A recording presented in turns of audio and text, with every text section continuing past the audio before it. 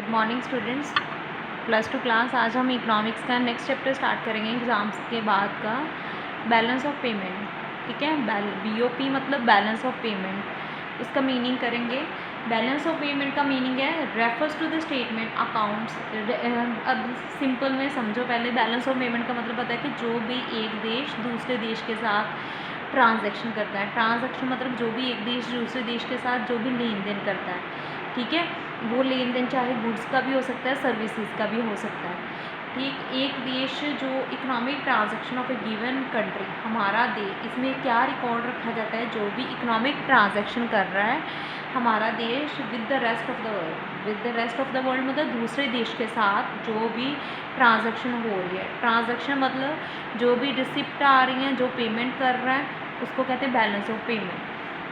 Balance of payments में all the economic transaction of a given country, एक देश जो भी दूसरे देश के साथ, रेस्ट ऑफ द वर्ल्ड के साथ जो भी ट्रांजैक्शन मतलब लेन देन कर रहा है, उसको कहते हैं, वो सब किस में आता है, बैलेंस ऑफ पेमेंट में। As a result of such transaction, ये जो ट्रांजैक्शन चल रही हैं उसमें कई बार एक देश को कुछ मिलता भी है, कई बार रिसीव करता है पेमेंट, और कई बार उसको देनी पड़ती हैं पेमेंट्स, क्योंकि अब हम अगर दूसरे देश के साथ व्यापार कर रहे हैं तो हमें किसी टाइम पेमेंट करनी पड़ेंगी और किसी टाइम हमें उनसे मिलेगा।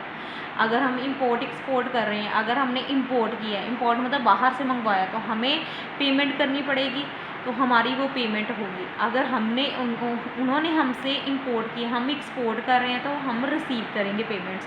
तो ये जो ट्रांजैक्शन कर रहा है एक देश दूसरे देश के साथ, उसको बैलेंस ऑफ पेमेंट कहा जाता है। बैलेंस ऑफ पेमेंट एक स्टेटमेंट है, उसमें क्या क्या आता है, रिसिप्ट्स और पेमेंट्स आती हैं, जो भी एक देश दूसरे देश के साथ जो भी प्राप्त कर रहा है और जो भी दे रहा है। ठीक है, आगे किंडलबर्गर ने एक डेफिनेशन दी है, कहता है balance of payment of a country एक systematical record of all economic. इसमें बैलेंस ऑफ पेमेंट में एक सिस्टमेटिकल रिकॉर्ड रखा जाता है, जो भी इकोनॉमिक ट्रांजैक्शन की जाती हैं, ठीक है, जो भी लेन देन करते हैं हम एक देश के अंतर्गत रह के, जो भी सिस्टमेटिकली ट्रांजैक्शन कर रहे हैं, इंपोर्ट कर रहे हैं, एक्सपोर्ट कर रहे हैं, उन सारी चीज़ों का रिकॉर्ड रखा जाता है।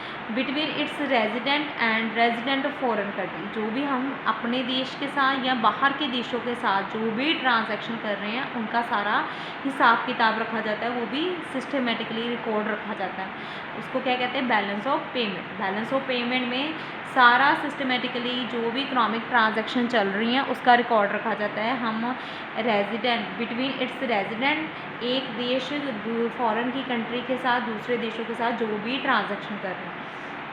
सिंपल लैंग्वेज में balance of payment is all over record of economic, इसमें सारा रिकॉर्ड रखना है जो भी हम ट्रांजैक्शन कर रहे हैं गिवन पीरियड ऑफ टाइम में, रेस्ट ऑफ द वर्ल्ड के साथ, बाहर के देशों के साथ जो भी हम लेन देन कर रहे हैं, उन सारी चीज़ का रिकॉर्ड रखा जाता है, उसको कहते हैं बैलेंस ऑफ पेमेंट। नेक्स्ट आगे देखो, इकोनॉमिक ट्रांजैक्शन। इकोनॉमिक मतलब अर्थव्यवस्था में जो ट्रांजैक्शन हो रही है, जो लेन देन हो रहे हैं इन बैलेंस ऑफ पेमेंट के अंतर्गत।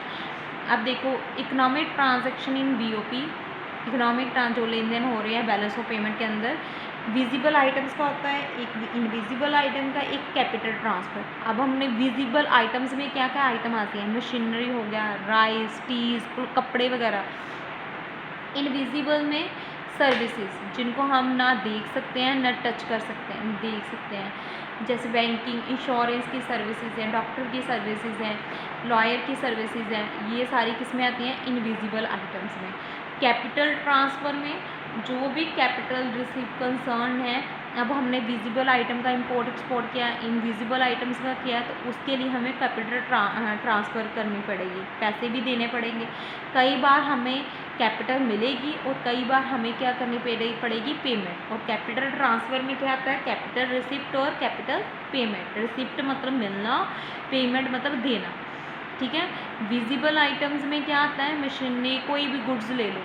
इनविजिबल में सर्विसेज, विजिबल में गुड्स आती हैं, इनविजिबल में सर्विसेज। कैपिटल ट्रांसफ़र में जो भी कैपिटल, अब विजिबल आइटम लिए हैं या इनविजिबल आइटम्स लिए हैं, उसके लिए पेमेंट्स करनी पड़ेंगी, ठीक है। कई बार पेमेंट करेंगे, कई बार हमें मिलेगा।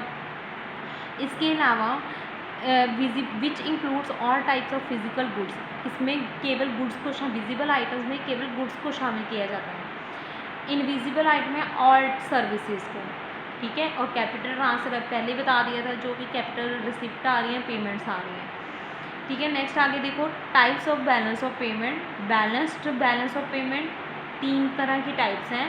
Balanced balance of payment, favourable, unfavourable. Balanced कब होगा? जब हमारी टोटल रिसिप्ट और टोटल पेमेंट दोनों एक दूसरे के इक्वल होंगे। जितना हम दे रहे हैं उतना ही हमें मिल रहा है, इक्वल होंगे। रिसिप्ट माइनस पेमेंट इक्वल होंगी 0, तो मतलब दोनों चीज़ें क्या होंगी? बराबर। फेवरेबल बैलेंस ऑफ पेमेंट, जब हमारी रिसिप्ट हमें मिलने वाले पैसे ज़्यादा हैं और पेमेंट्स कम हैं, तो हमारे फेवर में होगा। फेवर में तो तभी होगा ना जब हमें देनदारियाँ कम और लेनदारियाँ ज़्यादा होंगी। रिसिप्ट लेनदारी ज़्यादा और पेमेंट्स करने वाली कम होंगी, तो उसको कहेंगे favourable. BF balance, favourable balance of payment is equal to R minus P greater than 0। इसका मतलब क्या है? रिसिप्ट ज़्यादा है, ज़्यादा है किससे? पेमेंट से, ठीक है। और ये कौन सा रिलेशन हो गया इनका? पॉजिटिव। पॉजिटिव इफेक्ट ही पड़ेगा हम पे। Unfavourable, when payment exceed, payment देने वाले पैसे हमारे ज़्यादा हैं दूसरे बंदे को और लेने वाले कम हैं, उसको अनफेवरेबल करेंगे। तो receipt fall short of payment, receipt fall हो गई हैं किससे? पेमेंट से, ठीक है। आगे देखो, फिर से एक बार देखो कि कितने टाइप्स की होती हैं? 3 टाइप्स की होती हैं। Balanced balance of payment, favourable, unfavourable. Balanced balance of payment होता है जब हमारी रिसिप्ट और पेमेंट्स दोनों क्या होंगी? इक्वल। फेवरेबल होती हैं जब देनदारियाँ कम और लेनदारी ज़्यादा है, रिसिप्ट लेने वाला पैसा ज़्यादा है और देने वाला कम है, उसको फेवरेबल बोलेंगे। अनफेवरेबल कब होता है? जब देनदारी पेमेंट्स ज़्यादा है। फेवर से ही पता चल रहा है कि हमारे फेवर में कब होगी? जब हमने लेने वाला ज़्यादा होगा। अनफेवरेबल कब होगी? जब देने वाला ज़्यादा होगा, ठीक है। तो ये ज़रूर फॉर्मूले भी लिखने हैं। Balanced balance of payment R minus P equal to 0, दोनों चीज़ें क्या हैं? इक्वल हैं। और फेवरेबल में क्या है?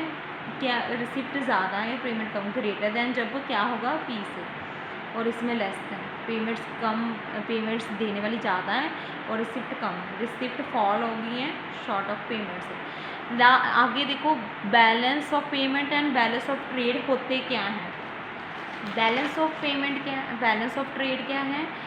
Refers to the balance of difference between, balance of trade क्या है? डिफरेंस बिटवीन है value of total import and export of visible item. Balance of trade में किसको इंक्लूड किया जाता है? विजिबल इम्पोर्ट को, विजिबल गुड्स को। इसमें किसको शामिल करता है? अकेला विजिबल गुड्स लेता है, इनविजिबल आइटम्स को नहीं लेता। रेफर्स करता है balance of difference between the value of total import and export of visible good. इसने जो भी इम्पोर्ट मतलब मंगवाना है, एक्सपोर्ट मतलब जो भी बेचना है, विजिबल आइटम्स ही का ही ट्रांजैक्शन करना है, लेन देन विजिबल आइटम्स का ही लेन देन करना है। तो इसलिए एक्सपोर्ट में से माइनस कर दिया इम्पोर्ट, क्योंकि हमने कौन सी चीज़ों का इम्पोर्ट एक्सपोर्ट करना है? विजिबल आइटम्स का। बैलेंस ऑफ पेमेंट्स में ऑल इकोनॉमिक ट्रांजैक्शन, चाहे विजिबल आइटम है, चाहे इनविजिबल आइटम है, चाहे कैपिटल ट्रांसफर्स है, इन सभी को शामिल किया जाता है। हमने जो भी ट्रांजैक्शन करनी है रेस्ट ऑफ द वर्ल्ड, बाहर के देशों के साथ, इन सभी चीज़ों की विजिबल में गुड्स आ जाती हैं, इनविजिबल में सर्विसेज आती हैं, कैपिटल में जो रिसिप्ट एंड पेमेंट्स आती हैं, जो कैपिटल आनी है, जो देनी है, वो चीज़ें, ठीक है। बैलेंस ऑफ ट्रेड अकेला शामिल करता है विजिबल गुड्स को, बैलेंस ऑफ पेमेंट दोनों चीज़ों को, तीनों चीज़ों को, इनविजिबल, विजिबल और कैपिटल ट्रांजैक्शन को। एक आगे है कि डिफरेंस बिटवीन बताओ बैलेंस ऑफ पेमेंट में और बैलेंस ऑफ ट्रेड में। कहता है कि एक पहला डिफरेंस सबसे मेन है कि बैलेंस ऑफ पेमेंट जो है, जो बैलेंस ऑफ पेमेंट है, बैलेंस ऑफ पेमेंट है एक इज़ ए ब्रॉड कंसेप्ट है, ब्रॉड टर्म काफ़ी फैला हुआ बैलेंस ऑफ पेमेंट काफ़ी फैला हुआ टर्म है। क्यों? क्योंकि अब हम एक देश दूसरे देश के साथ व्यापार कर रहा है, काफ़ी ज़्यादा ट्रांजैक्शन कर रहा है, तो जो भी ट्रांजैक्शन होनी है पेमेंट्स के थ्रू ही होनी है। इसलिए कहता कुछ भी दे रहे हैं ले रहे हैं उसके लिए पेमेंट करनी पड़ेगी। इसलिए ब्रॉड टर्म कौन सी है? Balance of payment. और it includes balance of trade, और जो बैलेंस ऑफ ट्रेड है वो नैरो है, नैरो टर्म है, ठीक है। सेकंड है कि बैलेंस ऑफ ट्रेड में बैलेंस ऑफ पेमेंट में सारी आइटम, बैलेंस ऑफ पेमेंट में ऑल आइटम्स इंक्लूड की जाती हैं, includes all items like visible, invisible, visible and capital transfers, तीनों चीज़ों को शामिल करता है। अभी पढ़ा हमने बैलेंस ऑफ पेमेंट में ऑल ट्रांजैक्शन आती हैं, विजिबल, इनविजिबल और कैपिटल। और अभी किया था हमने कि बैलेंस ऑफ ट्रेड में अकेला क्या आती हैं? विजिबल आइटम, उसमें अकेली गुड्स का ट्रांसफ़र करना है, ठीक है।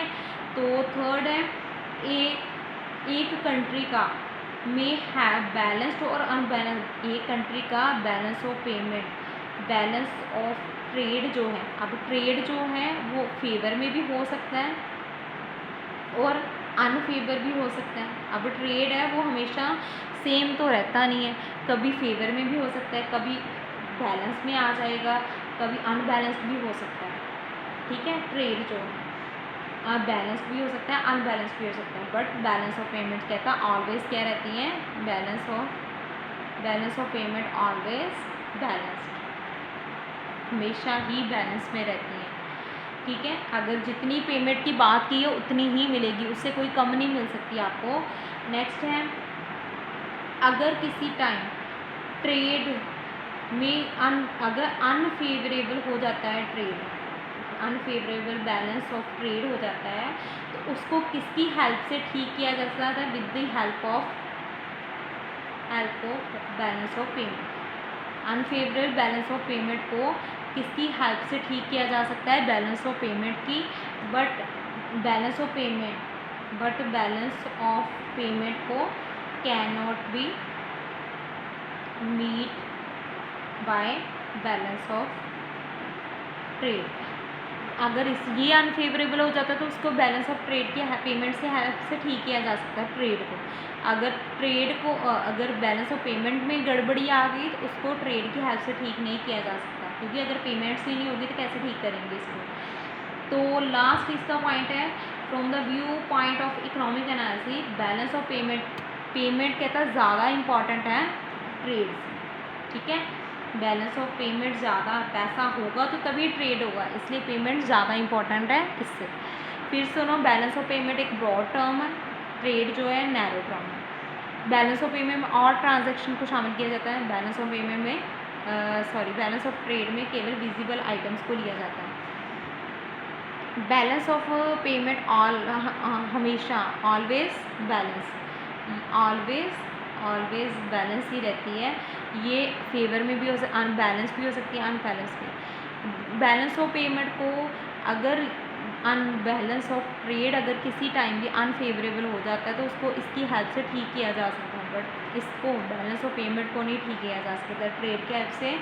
लास्ट पॉइंट है, बैलेंस ऑफ पेमेंट ज़्यादा इंपॉर्टेंट है ट्रेड से, ठीक है। तो ये इन दोनों का डिफरेंस था। आज हम यहाँ तक करेंगे, नेक्स्ट क्लास में components of balance of payments करेंगे।